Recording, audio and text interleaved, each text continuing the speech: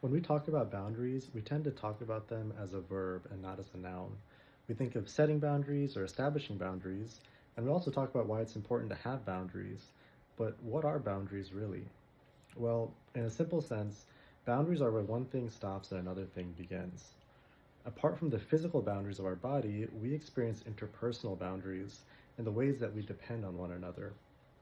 We all have needs, and many, if not most of these needs, are met by collaboration between people. This can be emotional needs, such as the need for companionship or a sense of belonging.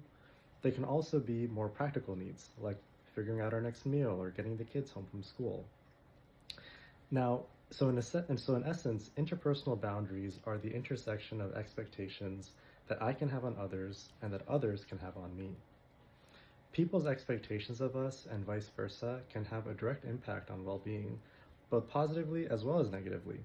So these expectations can cost us our resources, such as time, energy, money, and the opportunity to do other things. But they can also bring us good things too, such as a sense of accomplishment and feeling valued and feeling good about ourselves, as well as other benefits like sharing in the positive outcomes that come from collaborating. So, in talking about interpersonal boundaries, the important question to ask is how fluid are my boundaries?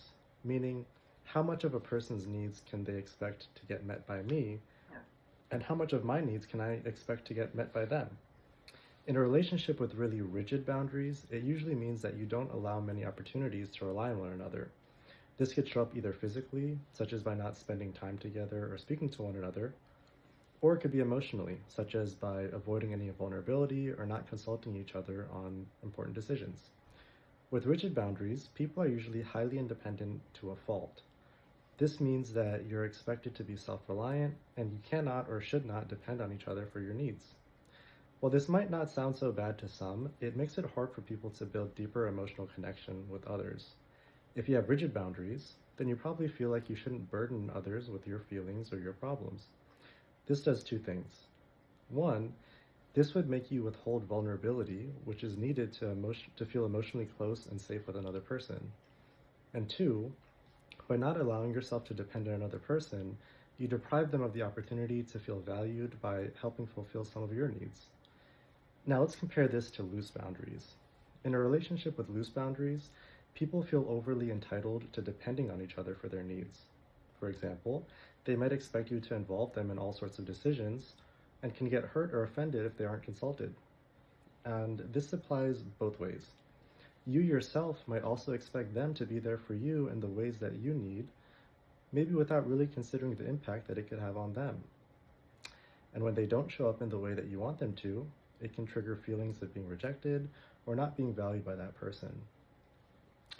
And so by default, relationships with loose boundaries give priority to the needs of others, and usually lead to neglecting yourself and what you need to find peace and fulfillment within yourself. People with loose boundaries also often have a diminished sense of control, because they feel like they need others to feel at peace and resolve their problems. This is what we call an external locus of control. This is the opposite of an internal locus of control. An internal locus of control is the belief that your circumstances are under your control. In this case, you would feel confident and empowered even when things get tough. Life stressors would seem controllable, and you know that you can trust yourself to do your best. Balancing boundaries is essential to well-being in the high-demand modern world. The goal we should all aspire to is to be interdependent, not overly independent or overly dependent. We should be able to turn to others for support and be emotionally vulnerable when it's appropriate. But we should also be aware of the impact we can have on others and rely on ourselves when others don't have the bandwidth to meet our needs. Journaling is a great way to explore the boundaries that you have with the people that matter to you.